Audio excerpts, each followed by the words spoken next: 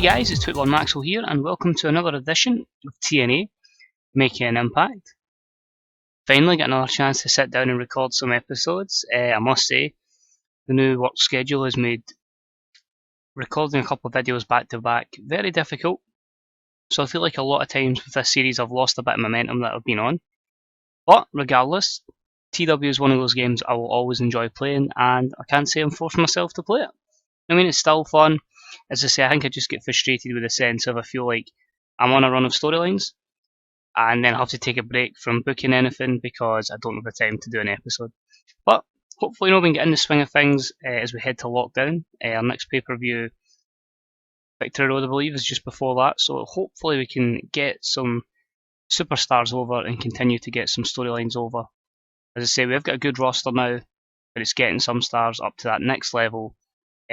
So we don't have the same old people challenging for titles, and this, I kind of want people moving up and down the card. Like people who were upper mid carders, people who are like lower down come to that level, and then main eventers dropping down to help other guys get better.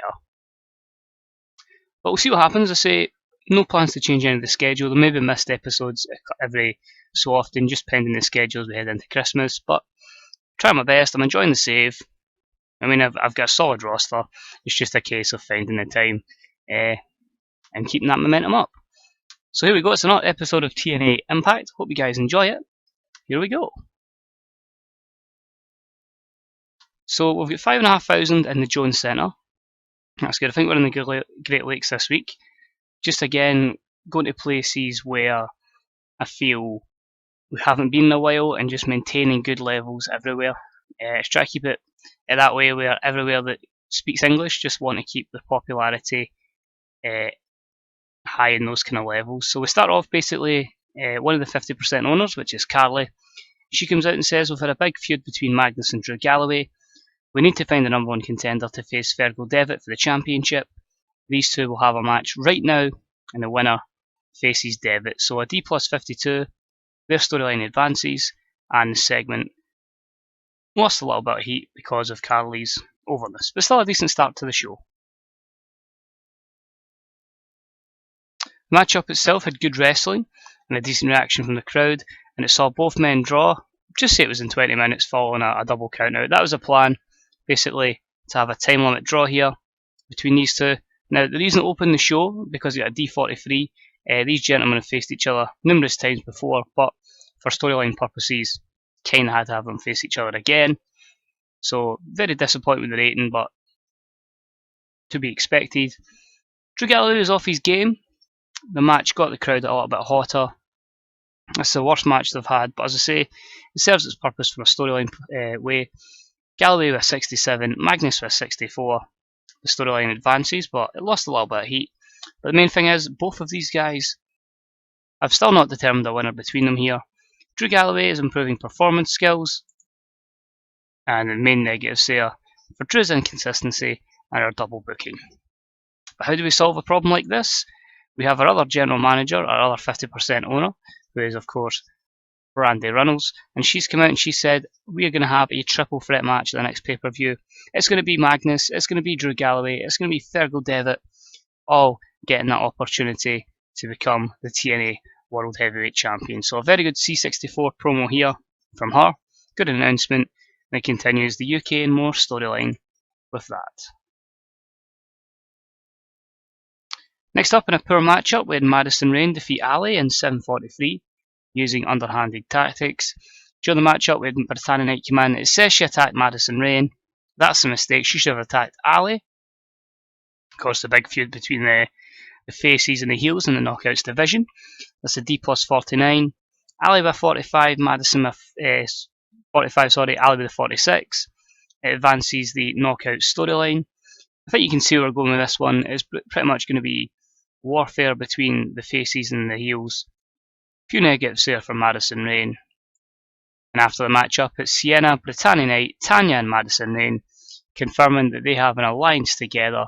They are going to, try and take over the full women's locker room in TNA. So a C-59, the angle got the crowd hotter, and it's just again giving these women a chance to really showcase their skills. and TNA. Next up, we've got a hype video for Moose, E-17. Again, he's not really over in the US, so it's going to be a gradual build-up for him. No extra factors included in that rating. And his matchup against Basil Baraka, again E plus 33. Moose wins in 2:57 with a running clothesline. Basil Baraka not suited to his gimmick, and it cooled the crowd a little bit. Moose only with 22, Basil with 35. But again, we've got to build him up from the ground, and a few negatives there for Moose. But hopefully, once we get him over, we can lose the holding back. Sorry, we can lose the negative crowd reaction, and working with better workers can hopefully improve his psychology and his selling. So it's going to be a long progress, but hopefully we can get there with Moose. Next up, we had a 2-on-1 handicap match, and it was a decent matchup that saw Bobby Lashley defeat Mike Bennett and Brian Cage in a handicap match in 10:36. Lashley pinning Cage with the spear. Cage was a weak link here. A very good C plus 70, so it shows Lashley didn't need any of his tag team partners. He just needed to try and somehow get the win on his own. Great chemistry from the heels here. The crowd got hotter through this. Lashley with a 70, Bennett with a 68, and Cage with a 56. It continues the storyline, gaining it a little bit of heat as well, which is good. There were no skill improvements though. A few negatives there, Mike Bennett's inconsistency. And after the matchup, what basically happens is Cage and Mike Bennett decide to beat down Bobby Lashley because of the numbers game, and then Stu Barrett decides to return and make the save for Bobby Lashley. So a very interesting one there. Barrett returns, he'll make the save for Lashley, and the four of them brawl to the back before Lashley and Barrett stop. Just run about roughly where you'd have the interviews backstage, and that's a C62 rating for that segment.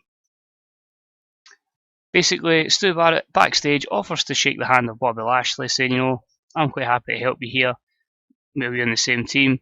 But Lashley decides he can't trust Stu Barrett, and he decides to walk off. So a very good B-74, but Barrett is back in TNA, and a couple of good segments there to reintroduce himself. Then next up, About had some good wrestling and decent reaction from the crowd. We had Ricochet defeat Kenny Omega in 12:21 by pinfall, with a standing shooting star press, following interference again from Kenny Omega, so Omega again botching interference and costing Adam Cole the win. B-72, very good here. Cole slowed down by his injury still, and he's still foreshadowing his face turn. Ricochet with a 60, Cole with a 72, and the BC next storyline advances. Is it worth changing Adam Cole just yet?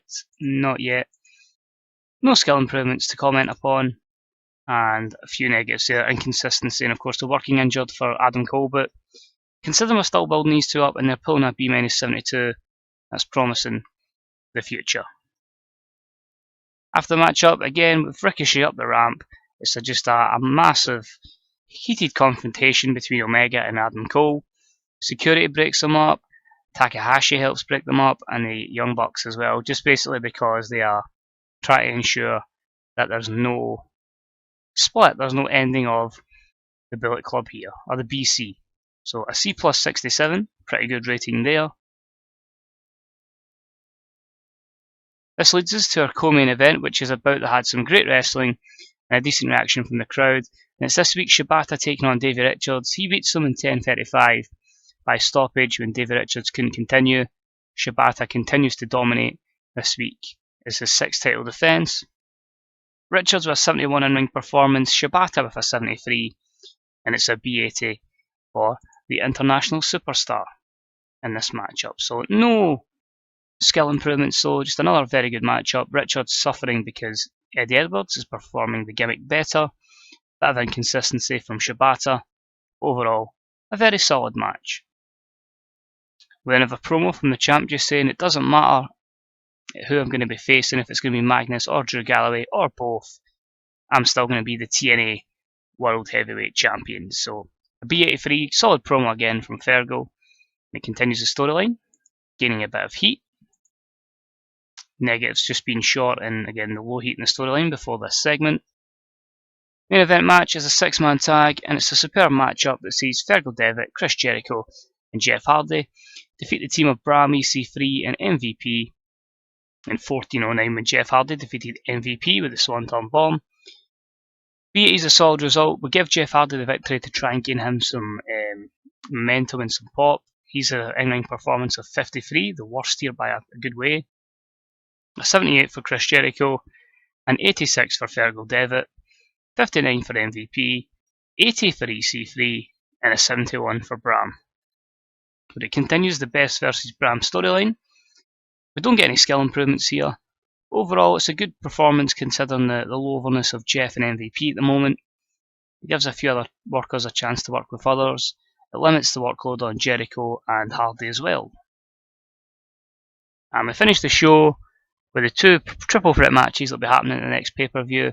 All of those competitors brawling to the back, so it's Jericho, Hardy and Bram brawling. Then you get Magnus, Galloway and Devitt brawling up the back to end the show in just sheer mayhem. So a B78 there. Only negatives was Jeff's low morale. And we get a solid B78 show, which again will increase our popularity in all the regions that we are broadcasting in. So I think we've got a pretty solid main event field at the moment for the level we're at. It's again getting more people to that level, more of the younger talents. There's definitely a few you can see in the upper mid card that we're trying to get there, and a few from the X Division or lower card that will be there. Got a couple of new signings coming in as well. I know I tried to not sign too many, but I still feel the X Division needs a bit more depth. And we've got another women's athlete to hopefully help the Knockouts division. But it's all about creating stars here, and that's the main thing in the company. And hopefully grow alongside those stars as time goes on. But overall, pretty good show. I'm happy with that. Next week's the go home show for our next pay-per-view. Let's have a look here. EWG offer a contract to Alex Reynolds. Johnny Gargano to re-sign with Evolve. Should we look at Gargano? Not for the moment. TNA Impact. We struck gold with, so that's good there. Matt Jackson wants an increase. I always do 75% just to keep them happy.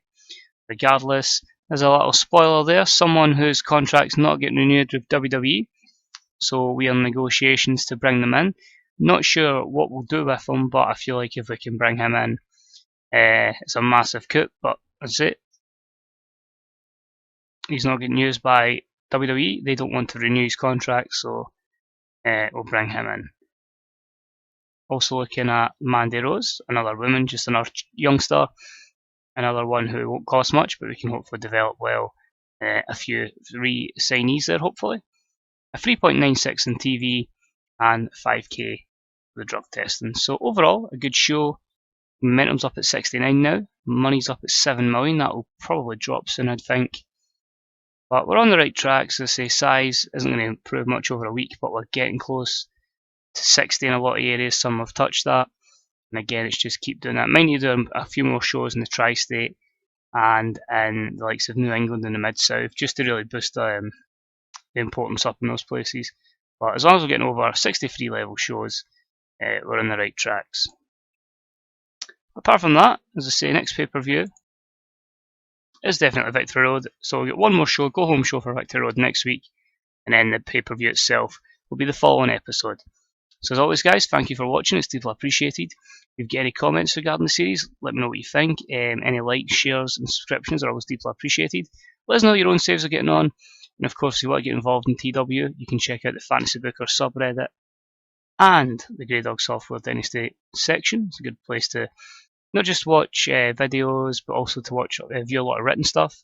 I will say as well with the Fantasy Booker subreddit, I am trying my hardest to get on the Reddit as much as possible. When I've got time, try to upvote everybody, try to put everybody over. As I say, I can get on like once a day, so I'm always checking the NBA stuff. So I'll try and make a little look into the Fantasy Booker subreddit just to try and put people over. I say just keep enjoying the game, guys. About 6 months have been out now. Apparently, TEW2016 is going to be hitting Steam soon. That's what I've seen in the forum. But there's no plans for 2016 to be hitting Steam anytime soon, which is a shame. But as I say, just keep enjoying the game, guys. Hope you're enjoying the wrestling world. I know it's a little bit quiet at this moment in time. Survivor Series, you know what I mean? They obviously wanted to make Goldberg look $1 million, so they got another marquee match out of him, basically. Everybody thinking, wow, he's built up, he's going to be a dominating beast. You know, how does Lesnar rebound? So you've got a couple more stars there. But the wrestling world always kind of goes a little bit quiet into December and heading towards the Rumble. And it's once they hit the Rumble and the Rumble onwards, that's when I know it's Mania season. And that's when I start crying because I'm not going to Mania this year or next year. But as I say, thanks always for watching, guys. As I say, hopefully I can keep the schedule going as good as possible. I need to get playing the WWE save again. I've had a big break from that, so it's really finding where I was booking. But I say that's more of just a casual game anyway. It's just been a case of trying to fit in TW, FIFA, Football Manager. I've been playing Pokemon Sun and Moon, and aside that from everything else I'm doing, plus work. So it's been hectic, but we'll keep plugging away. And as I say, TW is never a chore. I've always done TW, I've always done at least EWR, so it's not a chore to me. I don't mind playing these games at all, and I enjoy them regardless. So I hope you guys are having as much fun with these games as I am. As I say, they'll never get outdated because of the great work the mod makers do. And hopefully, I'll see you next time. So until then, take it easy. Bye bye.